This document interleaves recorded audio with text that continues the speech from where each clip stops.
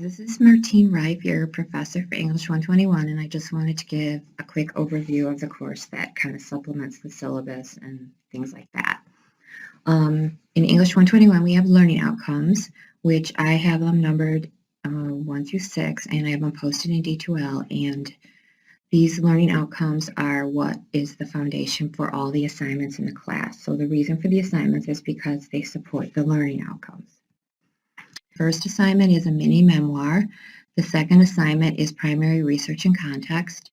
Up to and leading to the first assignment, you'll decide the topic that you'll work on for the class. I give some examples in the assignment. And then you write about your connection to the topic in the first paper and why you think the topic is important. And then in the second paper, you do either an annotated bibliography about that same topic, or you do an interview with an expert about the topic. The first 3 papers can be revised for a higher grade, and I have that information about that would be in D2L. So as an example, there's lots of topics to choose from. Choose something that you're interested in.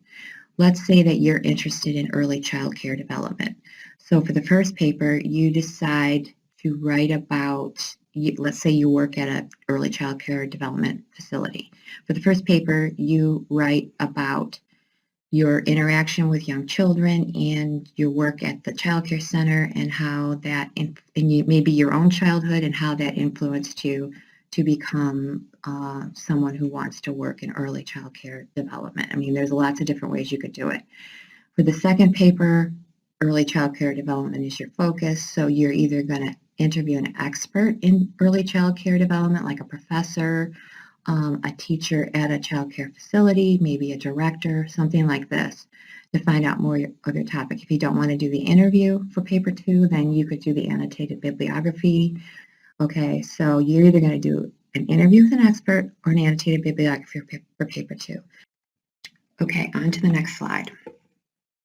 So for these ones, I just wanted to remind you that in the class, before we write each paper, can't get rid of that, here we go. Before we write each paper, students do a proposal where they say what topic they want to write about and why they want to write about it.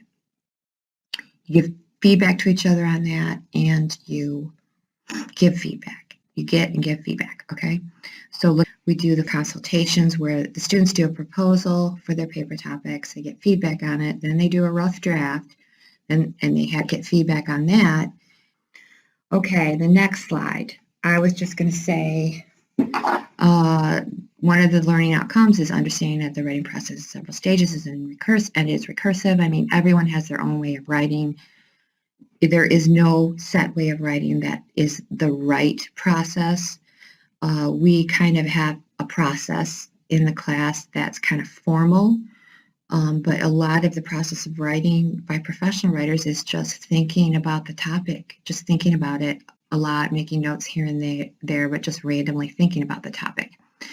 But in the class, the 3 components that we have really formalized are the proposal and the proposal feedback, which come first, the rough draft and the consultation, which come next, and the final paper for grading come last.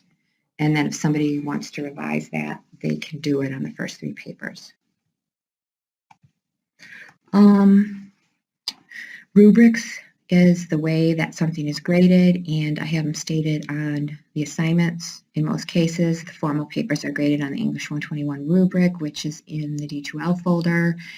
If you have questions, that's my email, and this is just a picture of my dogs. This is Thomas and this is Zoe, and for my face-to-face class, I'm using the PowerPoint, and I have to show this slide because Zoe just turned 1, but she got my glasses 2 days ago and chewed them. And I have to wear them like that till my new glasses come. So it's kind of embarrassing to wear my chewed up glasses. I won't show you a picture of them. But anyway, I just wanted you to know, and welcome to the class. And that's an overview of it. Thank you very much.